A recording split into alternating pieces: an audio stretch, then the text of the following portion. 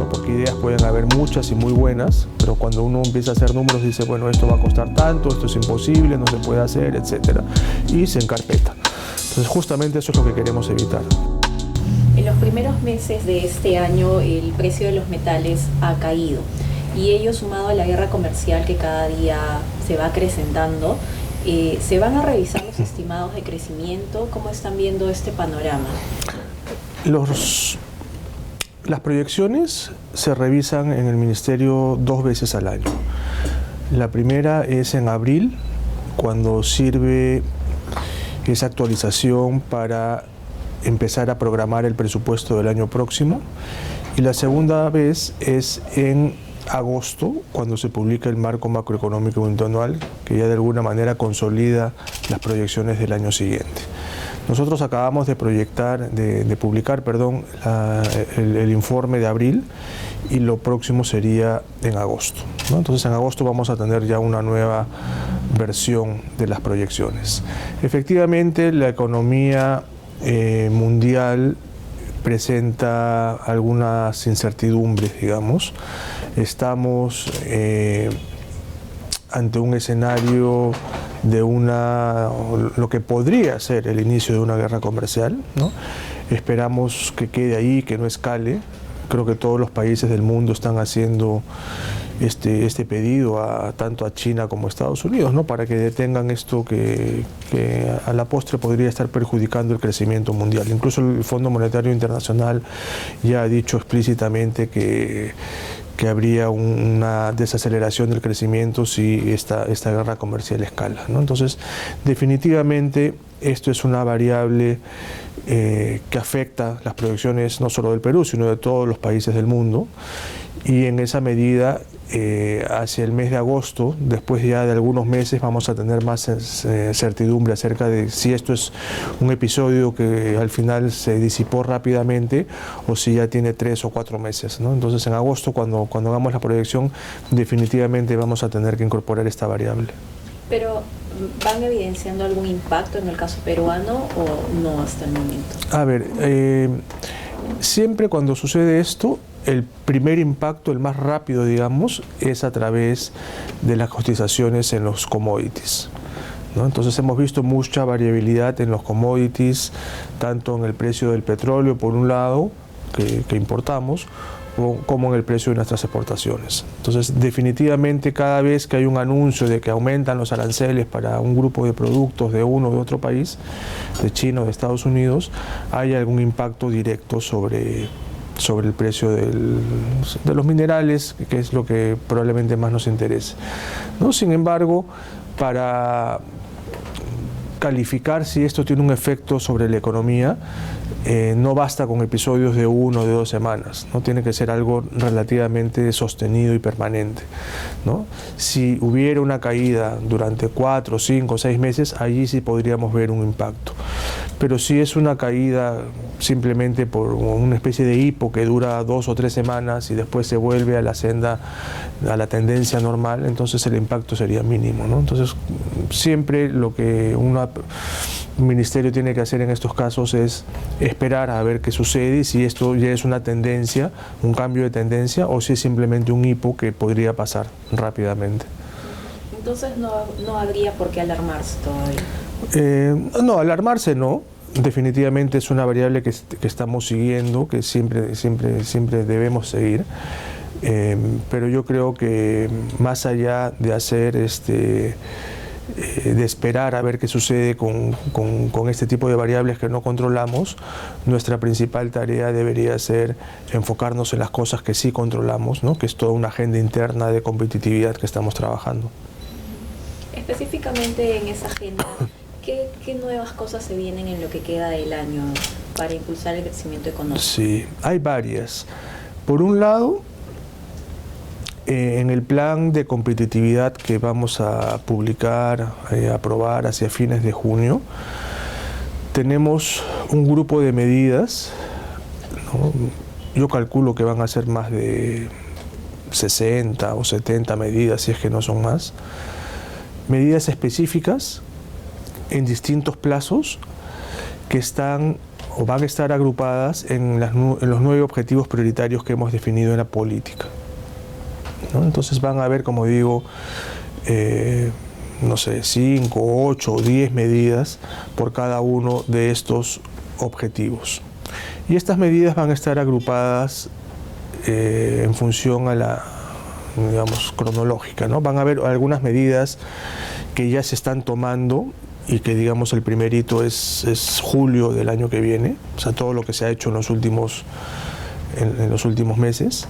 Un segundo hito va a ser fin de año, ¿no? Las medidas que van a ser implementadas de acá a fin de año, y después van a haber otros 2 hitos ya de más largo plazo, ¿no? No recuerdo si es el 2024 o 25 y después el 2030, ¿no? Porque recuerden que esto es una política de mediano y largo plazo, es una política del 2030, y las medidas tienen que tener también ese horizonte, ¿no? Entonces van a haber, como digo, un buen grupo de medidas que tienen que ver con estas áreas. Eso es una parte, digamos, de cosas. Dentro de ellas le puedo mencionar una que es la que estamos trabajando, lideradas por el MEF, ¿no? De esos 9 objetivos, el MEF lidera uno de ellos, que es la infraestructura, ¿no? Los otros 8 son liderados por otros ministerios. Entonces, en el que estamos liderando nosotros, uno de las principales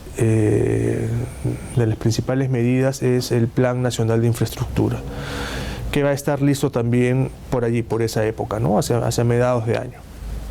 Ya tenemos un buen borrador, hemos hecho todo un trabajo los últimos 8 meses con apoyo del BID, del gobierno británico, definiendo metodologías, conversando con sectores, conversando con el sector privado, etcétera.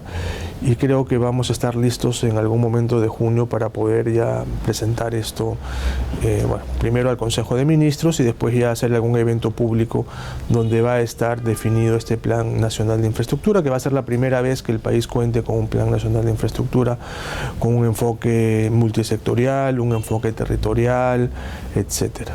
Entonces, esta va a ser una de las medidas, de las varias docenas de medidas que van a haber, pero probablemente por su relevancia va a ser una de las principales. Eso es un grupo, un paquete de medidas que estamos trabajando en el marco de la política y el plan de competitividad. Paralelamente a ello, estamos trabajando también con políticas sectoriales que están enfocadas en la diversificación productiva, ¿no? Y allí, como ya lo mencionó el presidente en primer lugar y después fue reiterado por nuestro premier en el discurso de investidura, estamos trabajando inicialmente con 3 sectores, que son el forestal, el acuícola y el turismo, ¿no? Estos 3 sectores tienen algunas características particulares. En primer lugar, son sectores muy productivos, pero poco competitivos. O sea, tienen una productividad inherente, pero que al momento de salir al mercado tienen algún tipo de problemas, ¿no? Entonces, esa es una primera característica.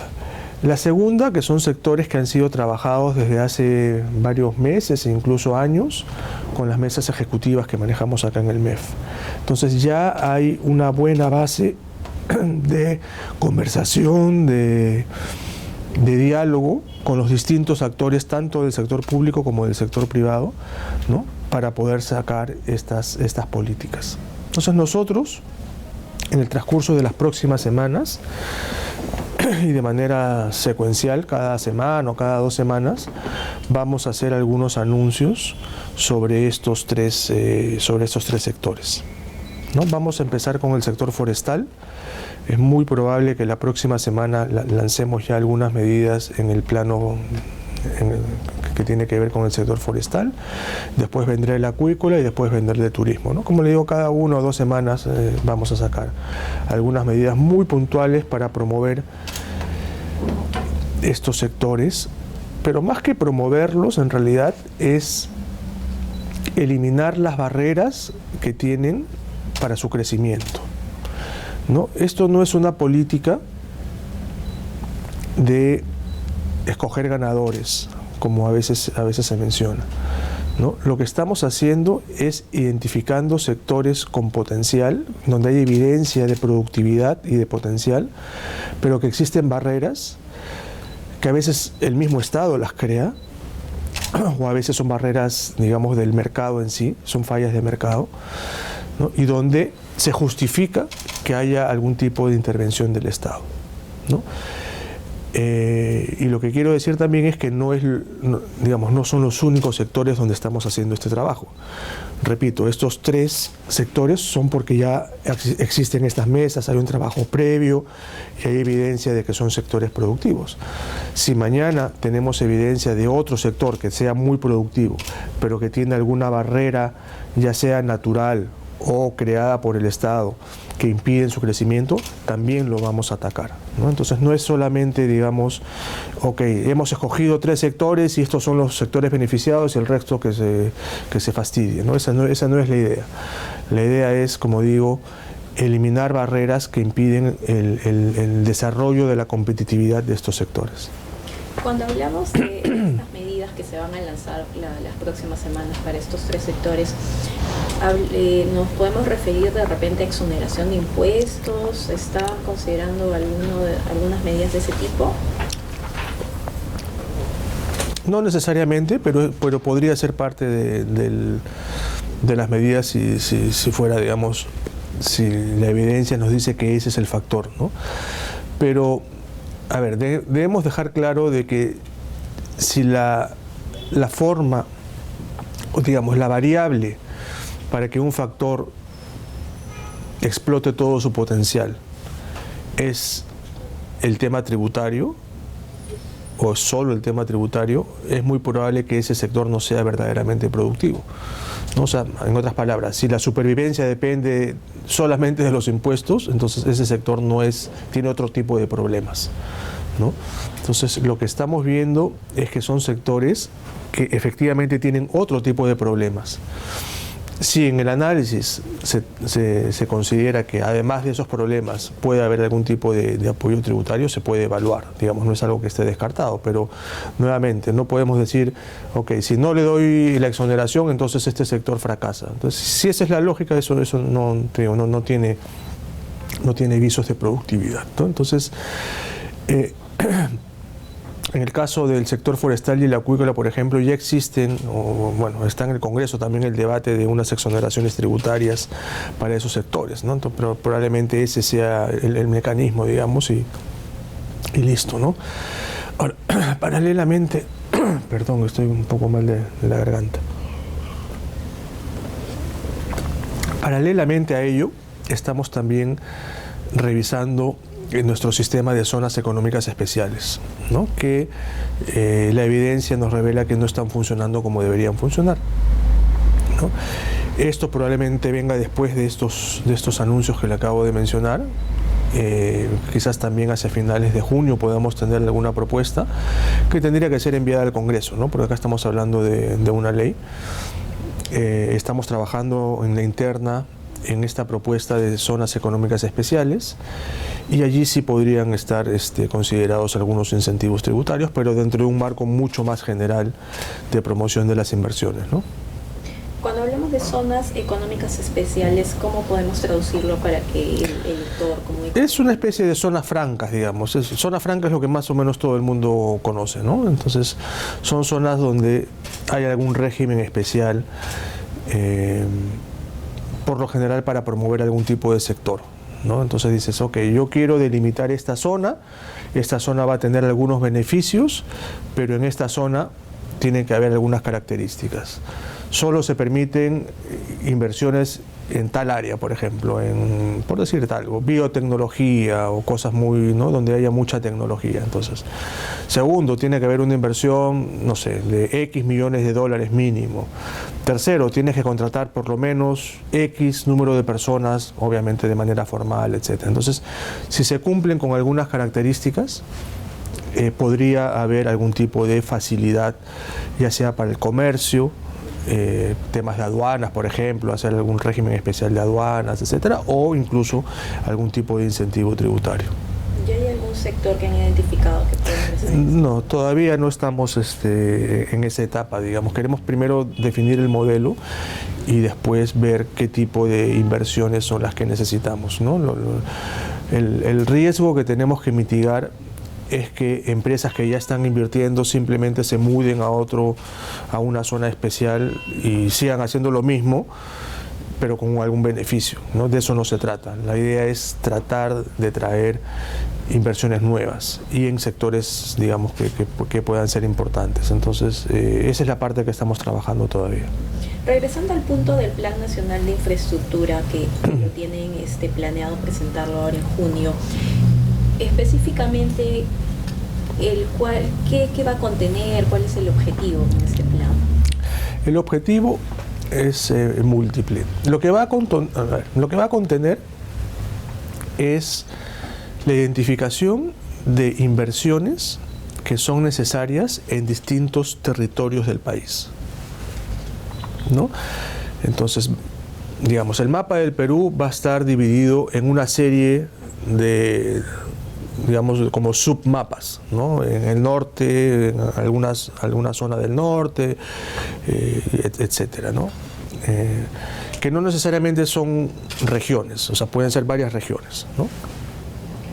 Entonces podemos agarrar, por ejemplo, un Tumbes, Piura, Amazonas podría ser una especie de submapa, y Tumbes, Lambayeque, San Martín, Cajamarca podría ser otro, etcétera, ¿no? Entonces vamos a dividir, digamos, todo el mapa del Perú en distintos pequeños mapas y en cada uno de ellos vamos a identificar cuáles son las inversiones prioritarias para aumentar la competitividad, ¿no? Porque todo esto está vinculado a la competitividad. Entonces pueden haber zonas donde hay un potencial turístico, por ejemplo, Amazonas, ¿no? Está Cuelap, está Gocta, etcétera, pero falta conectividad tanto aérea como terrestre, falta algún otro tipo de inversión que pueda potenciar esa área, ¿no? Entonces ahí se va a ver claramente cuáles son las inversiones que se requieren para que toda esa región, esa área, ese territorio, mejor dicho, sea más competitivo. Entonces lo que va a tener es nuevamente este listado de los proyectos que son prioritarios. Algunos de esos proyectos pueden ya estar identificados y pueden estar diseñados o pueden estar en camino, pueden estar en ejecución. Pero otros proyectos a lo mejor todavía no existen y justamente cuando uno ve ese mapa se da cuenta, oye, pero mira, acá está faltando algo, ¿no? Entonces esa es una otra ventaja. Y lo otro que también va a ser una buena señal para el mercado, porque digamos, los inversionistas van a saber primero lo que es prioritario para el país y segundo, donde ellos pueden proponer sus propias iniciativas privadas que pueden ser cofinanciadas o pueden ser autosostenibles, ¿no? Entonces se van a dar cuenta, por ejemplo, mira, el Perú está priorizando tal carretera, ¿no? Yo voy a ofrecer y voy a proponer una iniciativa privada para hacer esa carretera, ¿no? Ese tipo de mensaje también se va a dar, ¿no? Entonces hay un mensaje, como digo, primero de orden al interior del sector público, priorización, identificación de infraestructura que pueda estar faltando y un mensaje al inversor privado también para que se sume a este plan de infraestructura, porque este plan de infraestructura necesariamente va a tener que ser cofinanciado con el sector privado para poder acortar de una manera más rápida las brechas que existen, ¿no? que son grandes. Siguiendo con el tema de proyectos, ministro, ya en julio vence el plazo para que se le otorguen los permisos de construcción para el tema de Tía María, el proyecto de Tía María. Uh-huh. Ya estamos cercanos. ¿Cómo van a resolver eso? ¿Va o no va este proyecto? A ver, ese proyecto tiene varias etapas, ¿no? Uno es la licencia de construcción, que es lo que vence. Y después está la decisión de la empresa, una vez que tenga ese proyecto, de elegir el mejor momento para hacer las inversiones, ¿no? Son como dos cosas que están separadas, una naturalmente precede a la otra, ¿no? Y lo que estamos trabajando en estos momentos, es más, mientras tenemos esta entrevista, los alcaldes de Islay están en la PCM conversando acerca de, más que del proyecto, están conversando acerca del desarrollo territorial de todo el valle, ¿no? Que esto de alguna manera tiene que ver también con lo que hablábamos hace un rato del plan de infraestructura, ¿no? De esta visión territorial. Y esta tarde yo los voy a recibir también a los alcaldes, justamente para seguir hablando de lo mismo, de qué cosa es necesario en el valle para que ese valle sea más competitivo, ¿no? Entonces, para nosotros, digamos, eso es lo que estamos ahora trabajando y eso es la prioridad, ¿no? Hacer que ese valle sea competitivo, ¿no?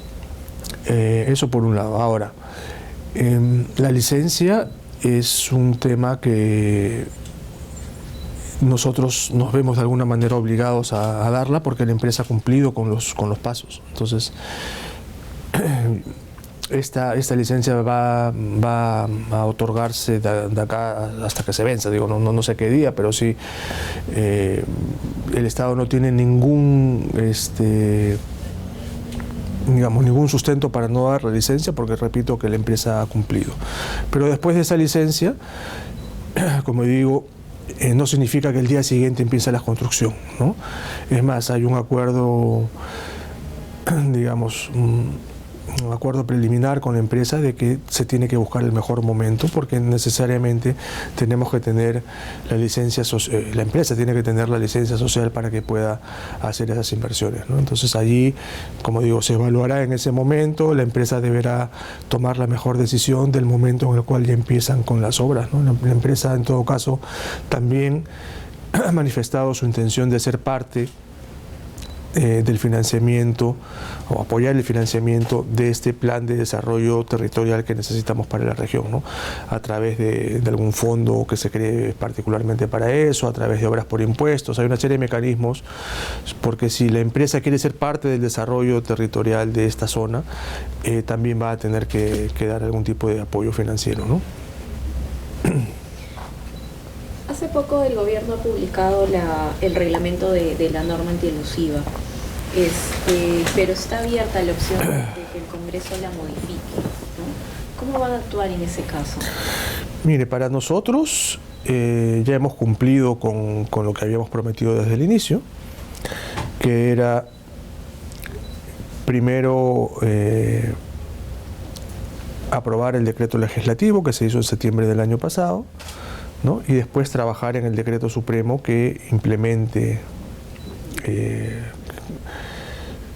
¿no? para que empiece a aplicar esta norma antielusiva, ¿no? Entonces, por ese lado, nosotros ya hemos cumplido con ello y hemos tenido efectivamente algunos meses de conversación con el Congreso porque habían algunas dudas acerca de la constitucionalidad de la norma y sobre si estábamos cumpliendo con las facultades que se nos dieron. Hemos tenido varios meses de conversación. El Congreso en algún momento quedó en revisar algunos aspectos de la norma, incluso estuvo agendado en el Pleno, pero por algún motivo no fue discutido en el Pleno. Entonces, nosotros en todo caso seguimos dispuestos a conversar con los congresistas y en el caso de que se proponga algún tipo de ajuste a la norma, vamos a dar todos nuestros argumentos para sustentar por qué la norma cumple con esos criterios que he mencionado hace un rato y en todo caso llegar a algún tipo de consenso para que sea una norma que no pierda su efectividad, ¿no? Entonces la disposición nuestra siempre va a estar. Pero como dije en su momento, el Congreso tuvo un par de meses para poder revisar esto, dimos nuestros comentarios, pero aparentemente hasta allí nomás llegaron, ¿no? Pero nuevamente, repito, si esto por algún motivo se quiere volver a debatir, siempre vamos a estar dispuestos a debatir y exponer nuestros puntos. Sobre el tema del gasoducto surandino, ministro, ¿el Estado va a reconocer las inversiones que hizo la empresa que estaba liderada por Odebrecht? ¿En qué sentido reconocerlo? La empresa señala que ha hecho una serie de inversiones, las cuales están en el tema del CIADI, ¿no? Entonces señala si se les va a reconocer esa inversión o no, ¿en qué va a quedar todo este tema? Bueno, hay una parte efectivamente que está en arbitraje y ahí, bueno, como comprenderán, no podemos dar mucha información sobre lo que estamos proponiendo nosotros, pero en todo caso Si las inversiones que ha hecho la empresa se utilizan en la nueva etapa del gasoducto, naturalmente le corresponde al Estado reconocer, ¿no? Por ejemplo, el caso de los tubos, que es la principal inversión, ¿no? Si en el nuevo diseño que se haga se decide utilizar esos tubos, naturalmente tendremos que pagar por ello, ¿no? O sea, no es que nos vamos a quedar simplemente con los tubos sin pagarlo, ¿no? Entonces, en ese sentido sí podríamos estar hablando de algún tipo de retribución si es que vamos a utilizar alguna inversión que ya se hizo, ¿no? Ahora, justo se está hablando también de la opción de traer gas de Bolivia para abastecer a todo el sur, ¿no? ¿Cómo va el avance de ese tema? Si bien está dentro del marco del sector del Ministerio de Energía y Minas, exacto. ¿Cómo va esa negociación? A ver, ahí de lo que yo puedo comentarle y de lo que conozco es que hay conversaciones, pero no necesariamente para llevar el gas a todo el sur, al menos en el corto plazo, sino sobre todo al área de Puno, ¿no? Que está más cercana, digamos, a Bolivia. Y eso es una posibilidad que se está evaluando, ¿no? Al final, en el corto plazo podría ser más rápido que nuestros ciudadanos, nuestros compatriotas de Puno puedan tener gas si es a través de algún ducto que se haga en esa zona, ¿no? Más que con el gasoducto, porque eso podría tomar mucho más tiempo, ¿no?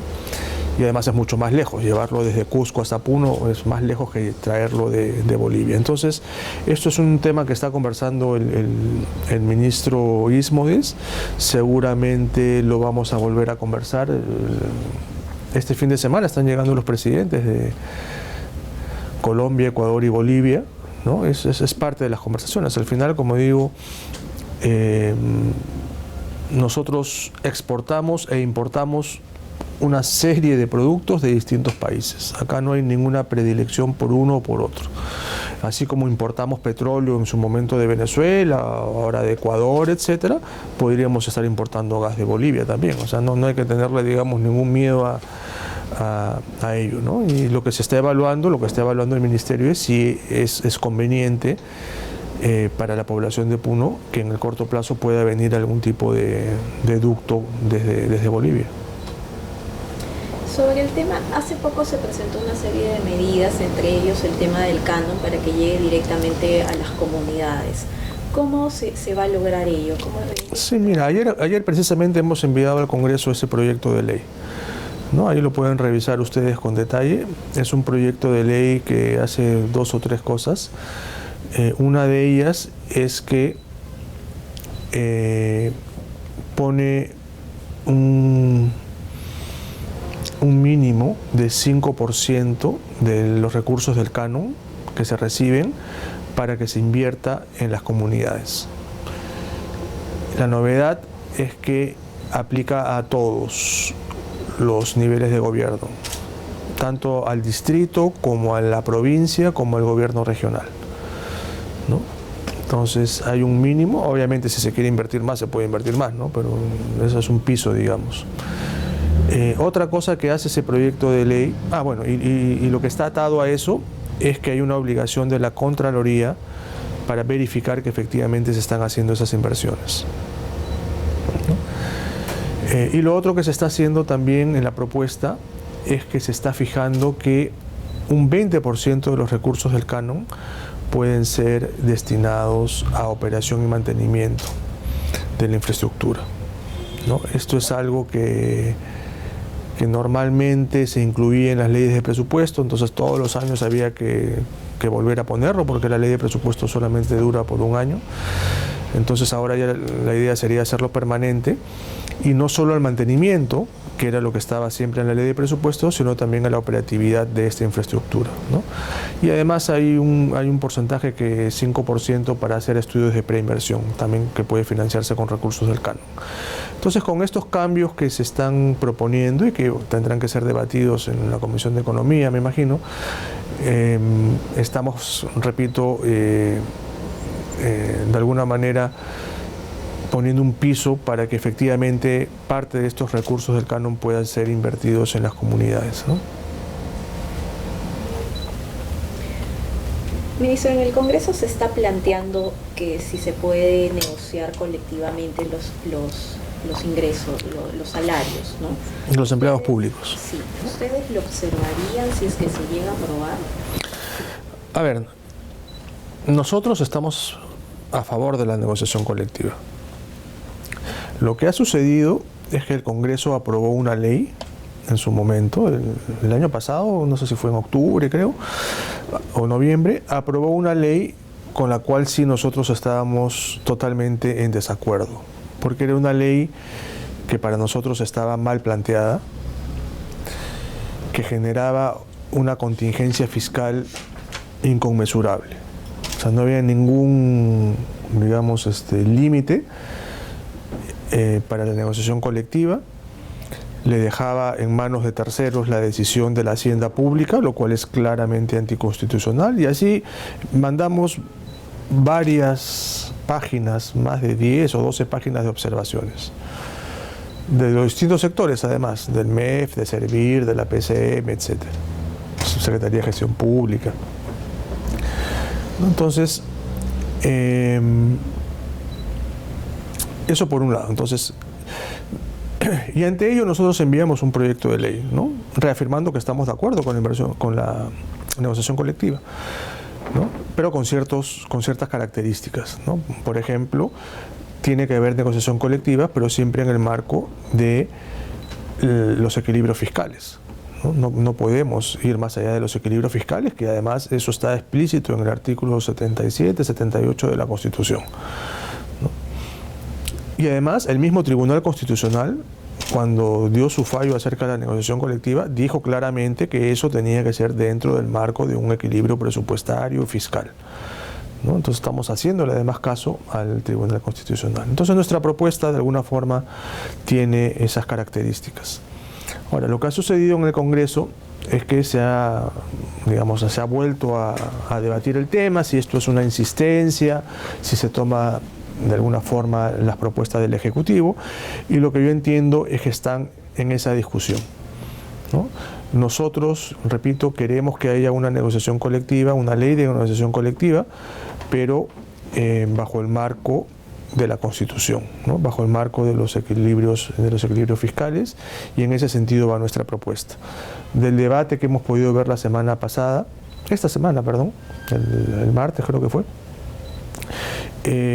los congresistas están considerando algunas de las propuestas que hemos hecho, y ahora estamos a la expectativa de que el dictamen